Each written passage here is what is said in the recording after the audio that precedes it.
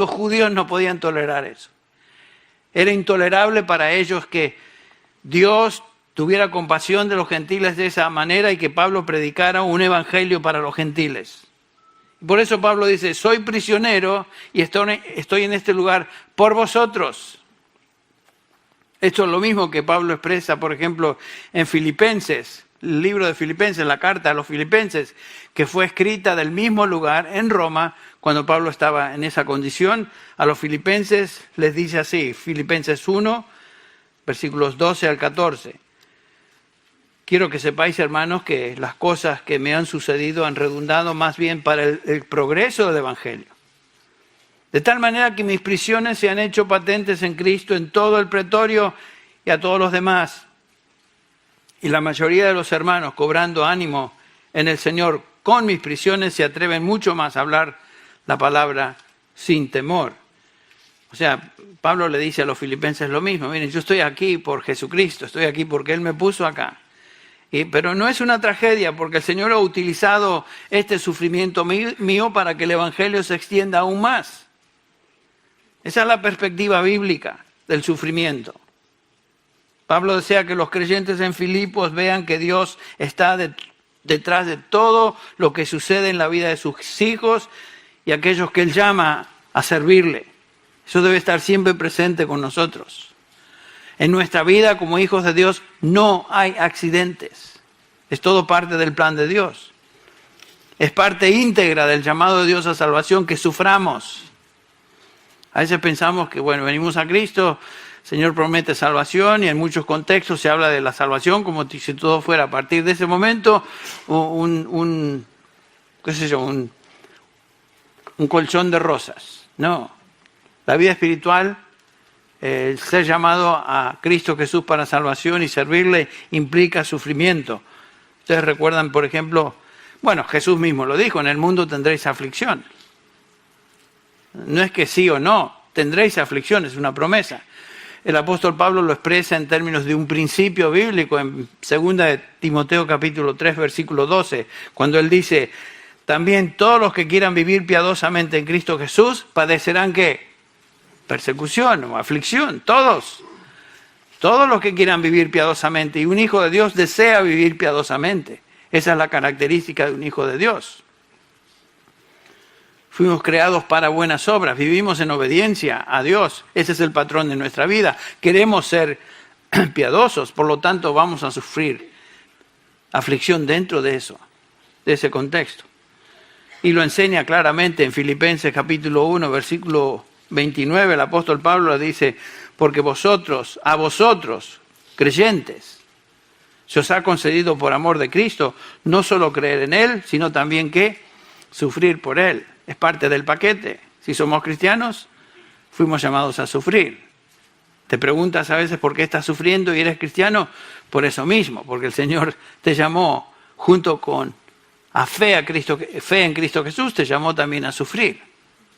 Bueno, entonces no se puede evitar y Pablo dice, eso es lo que estoy ahora pasando, sufriendo por motivo de ser siervo del Señor Jesucristo, en mi caso apóstol del Señor Jesucristo, estoy aquí por Él. Esa es la perspectiva bíblica. Y cuando entendemos eso y lo creemos, entonces podemos enfrentar situaciones difíciles y tristes en la vida y descansar en esa gran promesa inclusiva que encontramos en Romanos 8:28. Es un pasaje que decimos, lo memorizamos, pero piensen. Pablo dice, todas las cosas ayudan a bien. Todas las cosas ayudan a bien a los que aman a Dios, a los que fueron llamados conforme a su propósito. No es una promesa al mundo, es una promesa a los hijos de Dios, a los redimidos. O sea que aún en el sufrimiento, todas las cosas ayudan a bien. Eso es lo que podemos descansar, en eso podemos descansar. Y lo primero que Pablo le dice a estos creyentes es que él está en esos momentos encarcelado por haber sido llamado. No solamente a salvación, sino como apóstol, quien ha recibido un llamado especial de Cristo y un mandato a servirle. Noten el versículo 2. Si es que habéis oído de la administración de la gracia de Dios que me fue dada para vosotros o por vosotros, que por revelación me fue declarado el misterio como antes lo he escrito brevemente. Él ya había escrito de eso en el capítulo 2, lo estudiamos. Este misterio, versículos del 11 al 19. Y noten que lo que Pablo subraya aquí. Él no había escogido la predicación del Evangelio. Él no había escogido ser apóstol. Esa no fue algo que él escogió como carrera en su vida, sino que fue puesto en el ministerio por aquel que le había llamado al ministerio, que es el Señor Jesucristo. Entre paréntesis, ninguno de aquellos que servimos al Señor y estamos en el ministerio, escogimos el ministerio. El Señor escoge el ministerio por nosotros y nosotros simplemente obedecemos su llamado. Es lo mismo que ninguno escoge al Señor para servirle, a menos que el Señor te escoja, tú no puedes seguir al Señor. Si alguien está en el ministerio, pero no ha sido llamado por Dios para ello, este hombre está usurpando un lugar que no les corresponde, y porque no le corresponde, traerá daño a la gente, traerá daño a la iglesia. Por eso el Espíritu Santo es muy claro a través del apóstol Pablo en 1 Timoteo 3, dan los requisitos bíblicos de quién puede y debe ser anciano o líder o pastor en una iglesia. No es cuestión de que yo me voy a ser pastor, nosotros nombramos un pastor a ver quién tiene las calificaciones mejor, tú puede hablar, tiene carisma, ese puede ser pastor. No. Hay calificativos, hay requisitos específicos en 1 Timoteo 3 que deben ser seguidos o el liderazgo de esa persona va a ser un fracaso. Bueno, es como el liderazgo de aquellos que se llamaban profetas y se hacían profetas en el libro de Jeremías. Ustedes recuerdan al pueblo de Israel, notamos por ejemplo Jeremías 23, 21, donde dice, no envié yo a aquellos profetas, dice el Señor, pero ellos corrían, yo no les hablé, mas ellos profetizaban. Hay mucha gente que está así en el ministerio. Están hablando, diciendo, profetizando, predicando, pero el Señor no está detrás de eso, ni el Señor los ha enviado. Noten el versículo 32 de Jeremías 23. Aquí dice el Señor, yo estoy contra los que profetizan sueños mentirosos y los cuentan y hacen errar a mi pueblo con sus mentiras y con sus lisonjas. Y yo no los envié ni les mandé, y ningún provecho hicieron a este pueblo, dice el Señor. ¿Por qué? Porque son falsos. Muchos en estos días que se llaman apóstoles y profetas y están ahí predicando cosas, predican sandeces, predican cosas que son de ellos, son opiniones personales. El Señor no los envió. Por supuesto, traen daño al pueblo de Dios. Pablo desde el momento de su conversión se vio a sí mismo como un siervo, esclavo y ahora prisionero de Jesucristo. Y todo eso porque él era apóstol de Jesucristo, dice este libro, Efesios 1:1, por voluntad de Dios. No fue por voluntad propia. Ahora, ¿quién es un apóstol? Ya que mencionamos, apóstol. Y hay muchos que hoy se autodenominan apóstoles y se llaman apóstoles y hablan del apóstol tal y el apóstol cual. Han oído, ¿no?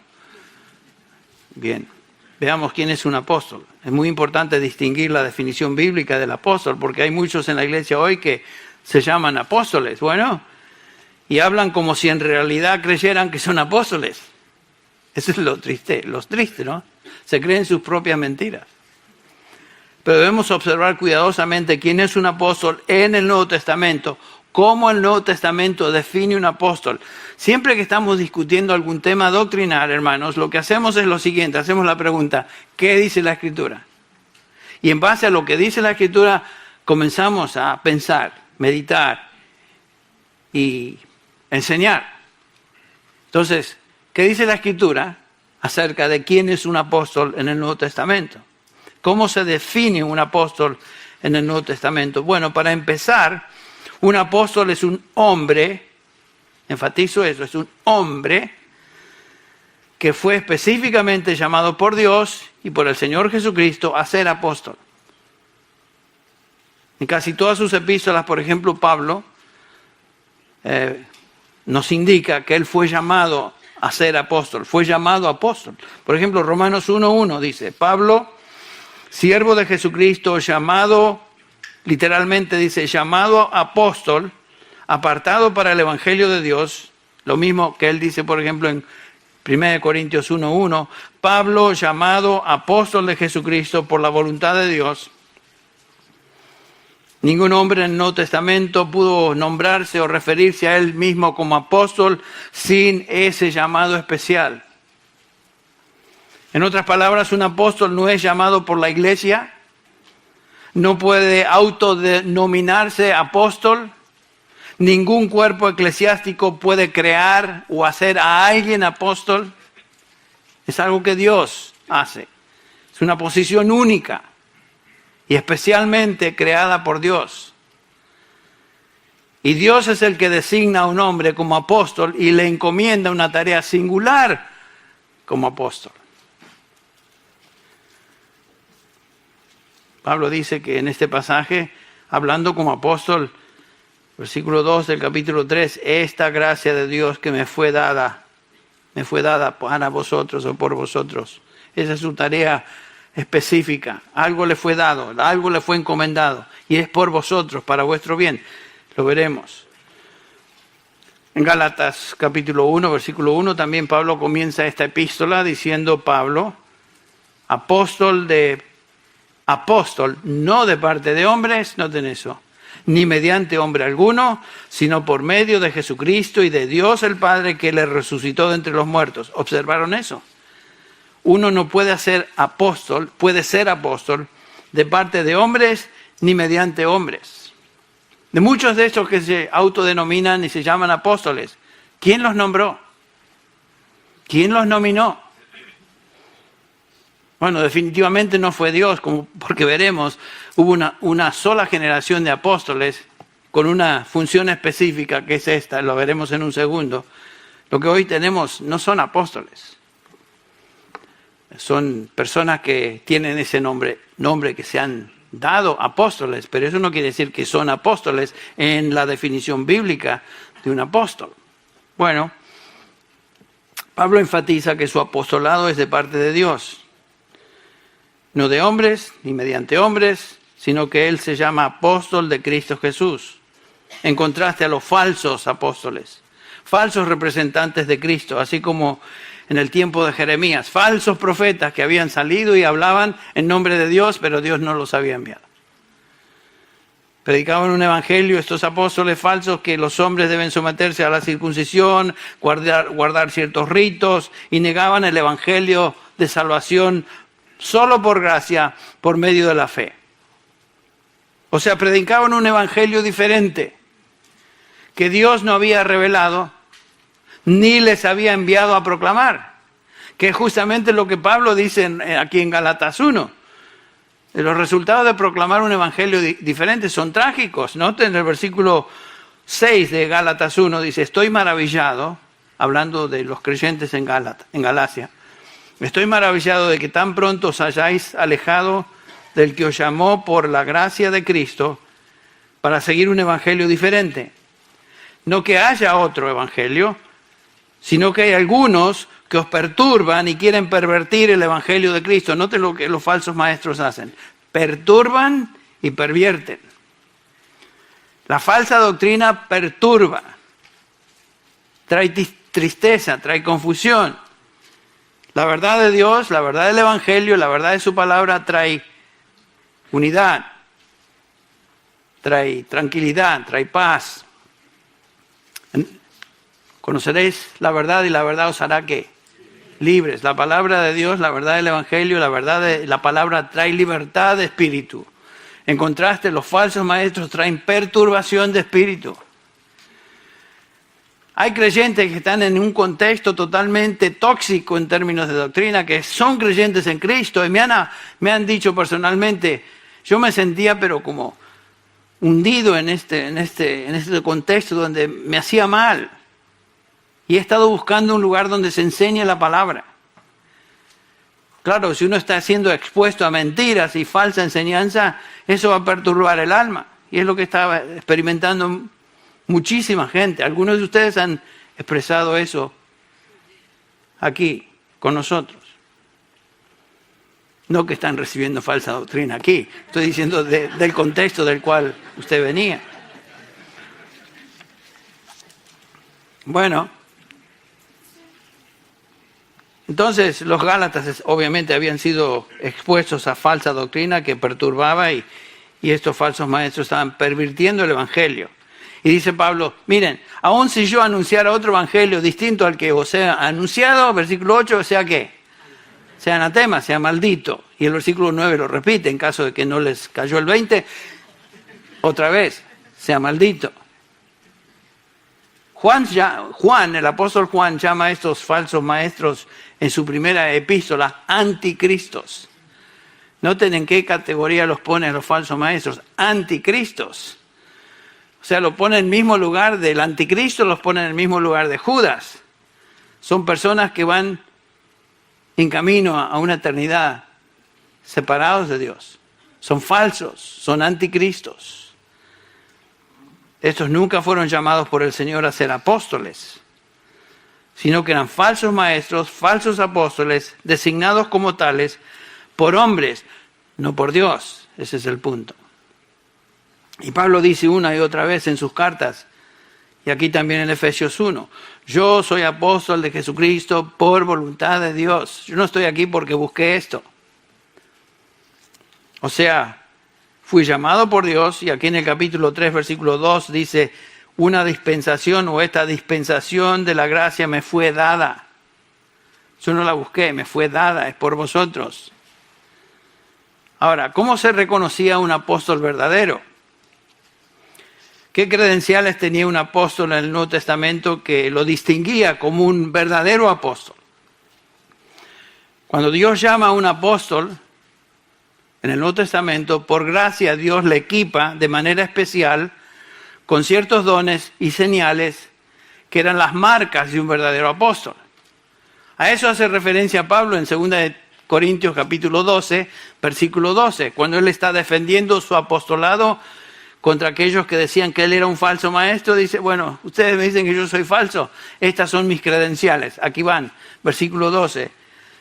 Entre vosotros se operaron las señales de un verdadero apóstol con toda perseverancia, por medio de señales, prodigios y milagros. O sea, un apóstol tenía la capacidad y la gracia dada por Dios de hacer milagros y prodigios. Y en el libro de los Hechos vemos que los apóstoles eran los que hacían prodigios y señales. Noten lo que dice Hechos 2. Esta es la predicación que fue hecha por el apóstol Pedro ahí. Y nos cuenta aquí Lucas, comenzando con el versículo 41 al 43. Entonces los que habían recibido su palabra fueron bautizados y se añadieron aquel día como 3,000 almas. Este es el comienzo oficial de la iglesia en el Nuevo Testamento. La iglesia nace en Jerusalén. 3,000 almas se convierten después de la predicación de Pedro y se dedicaban continuamente a las enseñanzas de los apóstoles. Noten lo que hacía la iglesia primitiva. Se dedicaban continuamente a las enseñanzas de los apóstoles, a la comunión, al partimiento del pan y a la oración. Versículo 43. Sobrevino temor a toda persona y muchos prodigios y señales eran hechas por todos los cristianos, dice ahí. No. ¿Quiénes son los que hicieron prodigios y señales? Los apóstoles. Por eso Pablo dice, miren, las credenciales de un verdadero apóstol es esta. Hace prodigios, hace señales y todo esto para autentificar de que era un genuino apóstol. Esa era la marca de un verdadero apóstol y Dios había puesto su sello de aprobación sobre aquellos que él llama a ser apóstoles, dándoles el poder, la capacidad, la gracia de hacer milagros y prodigios, que Pablo los hacía. Un verdadero apóstol en el Nuevo Testamento recibía gracia especial entonces para hacer milagros, que autentificaban su llamado por Dios a ser apóstol.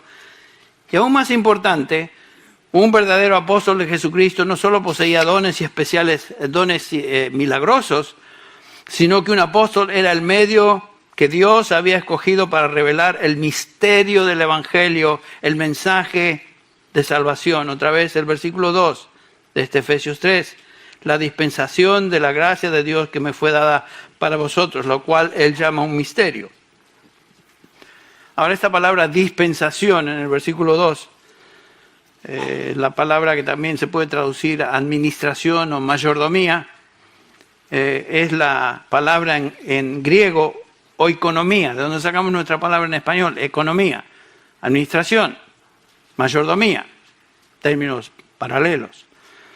Los apóstoles eran administradores, los guardianes, los custodios, los mayordomos de este misterio de la fe que Pablo nos habla aquí en este pasaje. Y Pablo se veía a sí mismo como un administrador de la gracia especial de Dios sobre su ministerio apostólico. Él era un administrador, nada más. En 1 Corintios 4:1, él habla de esta realidad cuando escribe lo siguiente. 1 Corintios 4:1. Que todo hombre nos considere de esta manera, como servidores de Cristo y administradores de los misterios de Dios.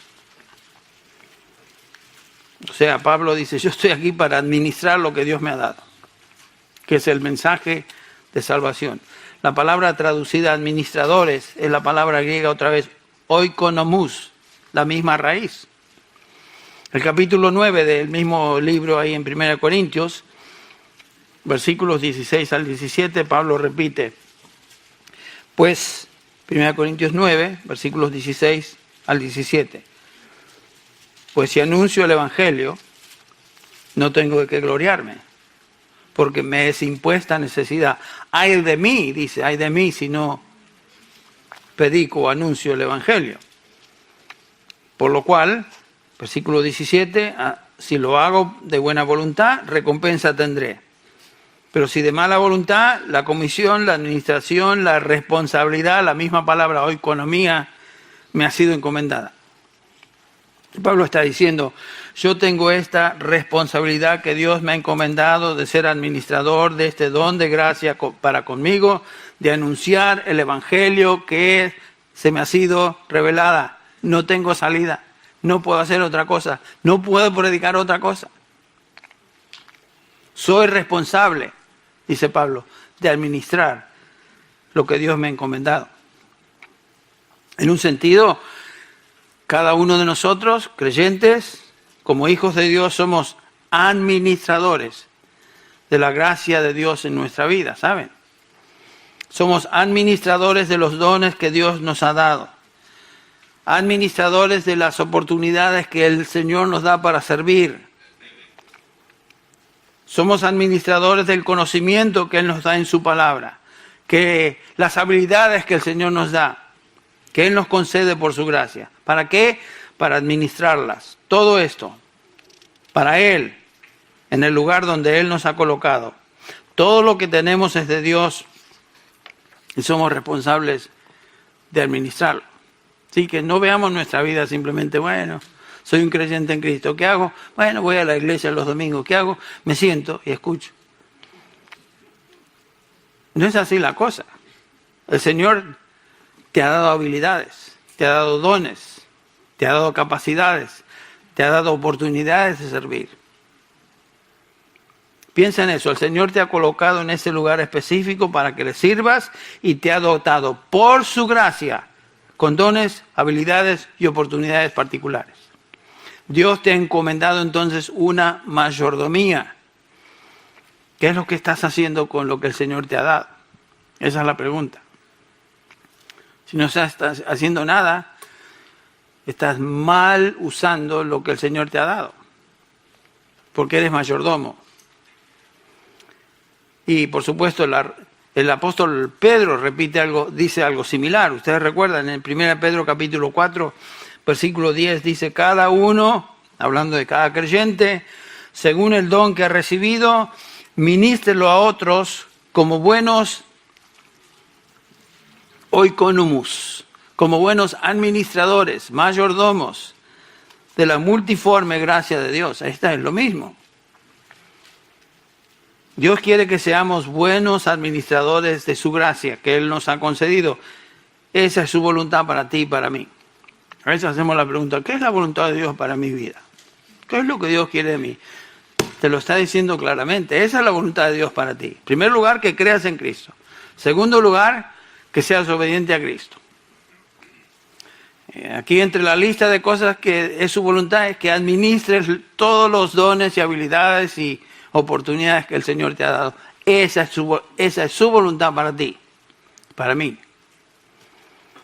Obviamente la responsabilidad de Pablo como apóstol, como administrador de la gracia de Dios era única, era excepcional, sin duda.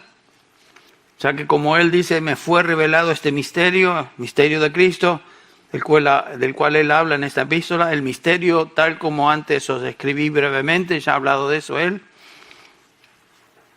Y Pablo habla de esta revelación que le fue dada como misterio. ¿Se acuerdan? Vimos lo que era misterio. En el Nuevo Testamento, ¿qué es misterio? No es algo misterioso, no es algo raro, no es algo extraño, no es algo nebuloso, sino que un misterio en el Nuevo Testamento es una verdad escondida y permanece escondida en Dios hasta que Él la revela. Y nadie puede entender ese misterio hasta que Dios lo revele. Justamente lo que Pablo nos está enseñando y lo que leímos en nuestra lectura devocional. Esa es la idea de misterio. Pablo, él había recibido como apóstol esa revelación que antes estaba escondida. En esta clásica declaración en la Biblia de lo que es el misterio, lo que es un misterio y revelación, lo leemos una vez más ahí en 1 Corintios 2. Noten el versículo 6 al versículo 12. Dice así: sin embargo, este es 1 Corintios 2, este es el apóstol Pablo hablando de este misterio. O sea, el misterio es algo escondido en Dios, que ahora Dios revela a sus apóstoles, no a todo el mundo. Noten. Sin embargo, hablamos sabiduría entre los que han alcanzado madurez. Y la sabiduría no de este siglo, ni de los príncipes de este siglo que perecen. Mas hablamos sabiduría de Dios en misterio, otra vez la palabra. Y noten cómo la define. La sabiduría oculta, la cual Dios predestinó desde antes de los siglos para nuestra gloria. La que ninguno de los príncipes de este siglo conoció, porque si la hubieran conocido, nunca hubieran crucificado al Señor de gloria. Antes bien, como está escrito, cosas que ojo no vio, ni oído yo, ni han subido al corazón del hombre, son las que Dios ha preparado para los que le aman. Pero Dios nos las reveló a nosotros por el Espíritu, porque el Espíritu todo lo escudriña, aun lo profundo de Dios. Pablo dice, lo que hablo no es el resultado de mi propia sabiduría. No es algo que yo me inventé o algo que yo recibí de otros. No depende de mi habilidad intelectual. No es sabiduría del mundo, sino que es sabiduría oculta en Dios hasta que Él la dio a conocer y Él la reveló por su Espíritu a nosotros. Un hombre puede ser muy inteligente, muy preparado, una eminencia intelectual, pero eso no será suficiente para entender la sabiduría de Dios. De eso habla en el capítulo 1 también. ¿Se acuerdan ustedes? Para los judíos era tropiezo el Evangelio de Jesucristo. Para los griegos era locura, totalmente torpe, inconcebible. Pero para nosotros, los salvados, es poder de Dios. Y la única manera que nosotros entendemos el Evangelio es porque Dios, por su Espíritu, iluminó nuestro espíritu para entender y abrazar el Evangelio. O sea, ninguno de nosotros aquí, hermanos, somos más listos que el resto de la gente. La única razón que somos cristianos es porque Dios, en su soberanía y providencia y gracia, nos concedió abrir nuestro entendimiento y recibir el Evangelio, así como Lidia nos dice en el capítulo 16 de Hechos, cuando el Señor abrió su corazón para recibir lo que el apóstol Pablo estaba predicando. Y lo que Pablo está diciendo aquí como apóstol es que Dios le había colocado como administrador mayordomo de este increíble misterio que le había llamado ahora a predicar a otros. Y también Pablo dice que este misterio le había sido dado por revelación de Dice el versículo 3, por revelación me fue dado. Pablo dice, el Señor de gloria me reveló este misterio y me envió a predicarlo a otros. El capítulo 1 de Gálatas, alguien está tratando de hacerle saber a alguien un misterio. En el capítulo 1 de Gálatas, Pablo dice lo siguiente: quiero que sepáis, hermanos, que el evangelio que me fue anunciado por mí no es según el hombre. Pues ni lo recibí de hombre ni me fue enseñado, sino que lo recibí mediante revelación de Jesucristo. Pero cuando Dios me apartó desde el vientre de mi madre y me llamó por su gracia, tuvo a bien revelar a su Hijo en mí para que yo le anunciara a otros gentiles, entre los gentiles.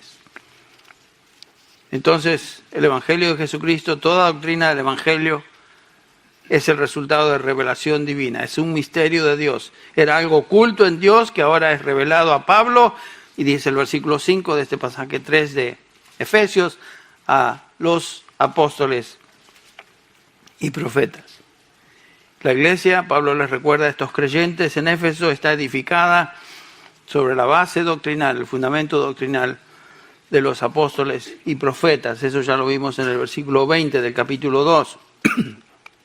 Y otra vez tenemos que repetir, nadie puede entender este evangelio, el misterio de Cristo, a menos que Dios lo revele y lo haga conocer por medio de su Espíritu. El misterio se hace claro cuando Dios lo revela. Bueno, ¿y saben qué? Estos hombres, apóstoles y profetas del Nuevo Testamento y ningún otro, antes o después, fueron los instrumentos que Dios utilizó para escribir la escritura del Nuevo Testamento. Y lo hicieron, dice Pablo, porque recibieron revelación del misterio de Cristo por su Espíritu. El Espíritu de Dios. El Espíritu de Dios es el agente que revela. ¿Se acuerdan cómo el apóstol Pedro describe este proceso de revelación de la palabra de Dios a los hombres de Dios que él ha colocado para eso? En 2 Pedro 1:20 y versículo 21 dice lo siguiente. 2 Pedro 1:20. Entendiendo primero esto, que ninguna profecía de la Escritura es de interpretación privada, porque nunca la profecía fue traída por voluntad humana, sino que los santos hombres de Dios hablaron siendo inspirados por el Espíritu Santo, o sea, movidos por el Espíritu Santo.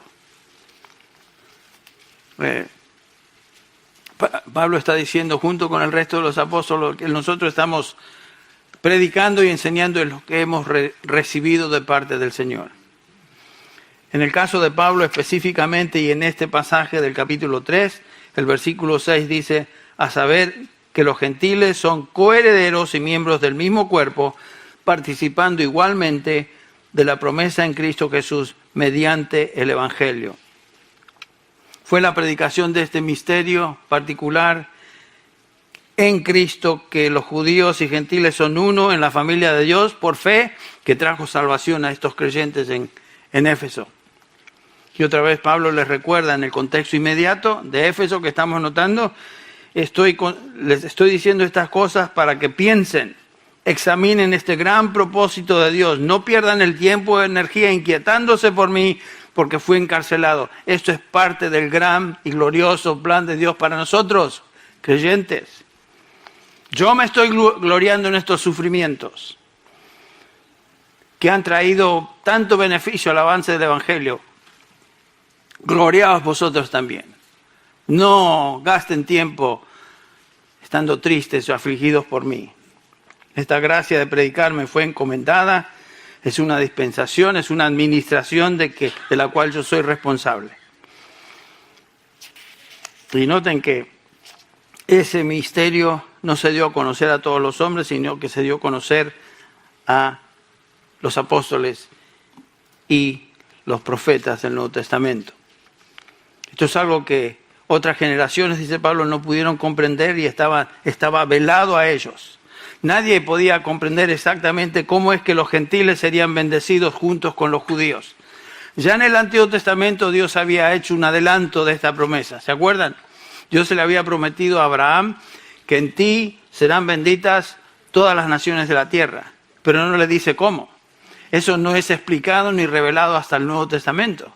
Pero ya existía la promesa que en Abraham Y por medio de Abraham, por medio de la nación de Israel, todas las naciones de la tierra serían bendecidas. Los santos del Antiguo Testamento no tenían manera de concebir la iglesia. La congregación de todos los salvados y unidos en un cuerpo en el cual no hay distinción entre judío y gentil es algo que ellos no conocían, no entendían. En el Antiguo Testamento, si un gentil se sometía quería seguir a Dios, ser parte de ser obediente a Dios, se unía al pueblo de Israel, era proselitado y hecho parte de Israel y tenía que guardar la ley como Israel, tenía que seguir todos los ritos del Antiguo Testamento que fueron dados por Dios a Israel, y esa es la manera que un gentil podía participar en eso. Pero en esta nueva revelación donde tanto judíos y gentiles son uno en Cristo, en la iglesia, es algo absolutamente nuevo e inconcebible para los santos del Antiguo Testamento. Que los gentiles legal y espiritualmente eran iguales a los judíos, eso es algo que no podían entender. Ustedes recuerdan que el mismo Pedro no entendió eso, aún en el capítulo 10 de Hechos. Pedro le dice al Señor, mata y come.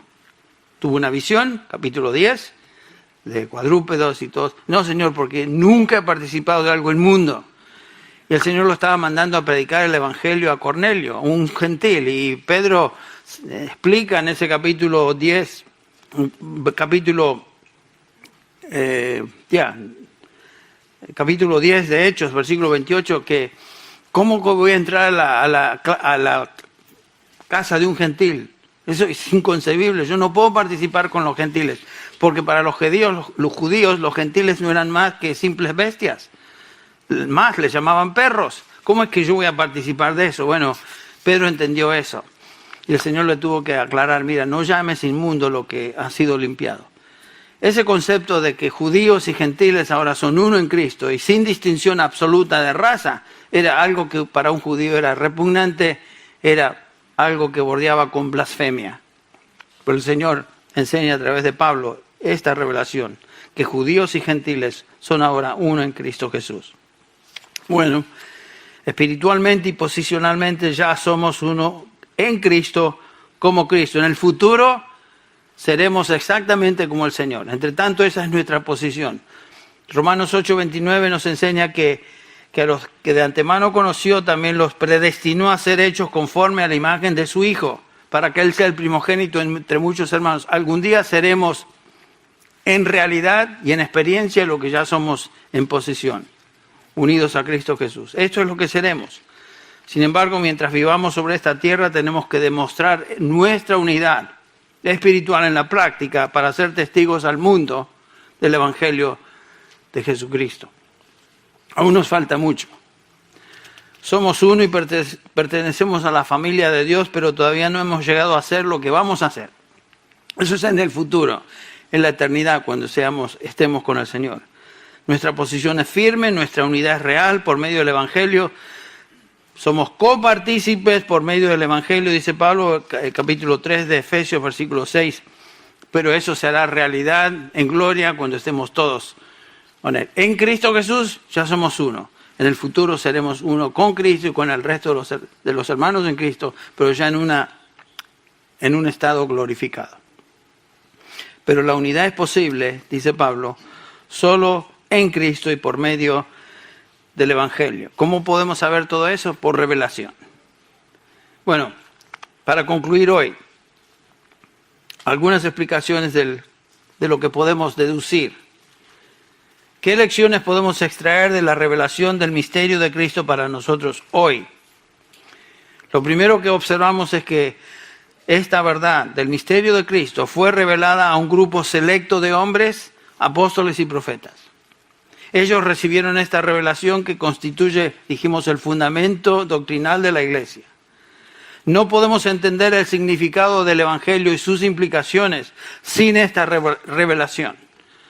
Los apóstoles recibieron esta revelación, este misterio escondido, y lo enseñaron a la Iglesia desde su inicio. Ustedes recuerdan que se dedicaban continuamente a la doctrina de los apóstoles.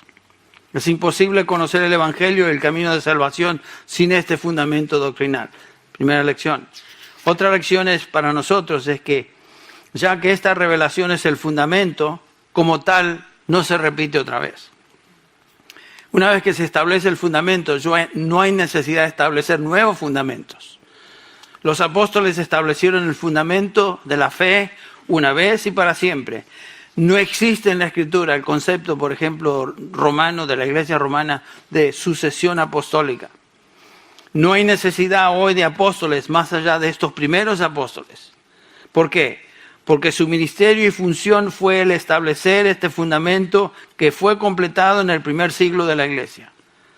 Una vez que el fundamento fue establecido, ¿qué hace la Iglesia hoy? Edifica sobre ese fundamento, que es lo que Pablo nos va a enseñar en el capítulo 4 de esta epístola, capítulo 4, versículo 11. Apóstoles, profetas, fundamento, y sobre ese fundamento, evangelistas, pastores, maestros, que enseñan la doctrina apostólica a la Iglesia. Entonces la Iglesia lo que hace hoy es edificar sobre ese fundamento. El ministerio apostólico fue único y entonces se limitó a esos primeros años. En tercer lugar, la verdad del Evangelio no es conocimiento común que un hombre por sí mismo puede llegar a encontrar usando su propia capacidad intelectual. No. Sin la iluminación del Espíritu Santo, nadie puede llegar a entender la verdad del Evangelio y la mente aún permanece en tinieblas. Por eso Pablo dice en 1 de Corintios capítulo 2, versículo 14, el hombre natural no percibe las cosas que son del Espíritu de Dios, porque para él son ¿qué? Locura, y no las puede entender, porque se han de discernir espiritualmente. Y finalmente, dependemos totalmente de la Escritura. No podemos saber nada ni conocer nada de la verdad del Evangelio de salvación fuera de este libro. Esta es revelación de Dios a través de sus apóstoles. Por eso, 2 Timoteo 3:16 nos dice, toda Escritura es inspirada por Dios y útil para enseñar, para redarguir, para corregir, para instruir en justicia, a fin de que el hombre de Dios sea perfecto, enteramente preparado para toda buena obra. No podemos agregar nada o quitar nada de lo que ya ha sido revelado, que se encuentra en el Nuevo Testamento, en esta palabra de Dios. No hay ni habrá nueva revelación, ya que esta fue dada a los apóstoles y profetas una vez y para siempre.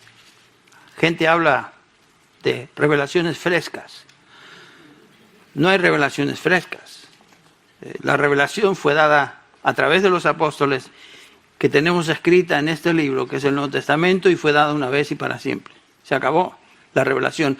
Por eso, pasando la primera generación de apóstoles, esos 12, 13 con el apóstol Pablo, ya pasó la necesidad de nueva revelación. La revelación fue dada una vez y para siempre.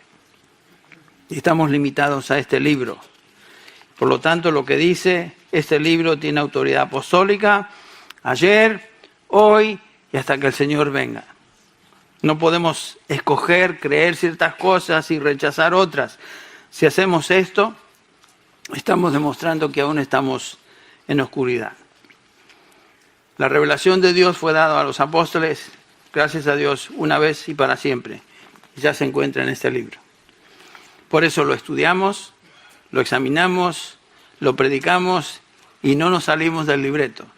Eso es lo que Dios ha revelado a través de sus santos hombres. Bueno, continuaremos con este tema la próxima vez, pero vamos a concluir ahora con una palabra de oración, dando gracias por lo que el Señor nos enseñó hoy a través de su palabra.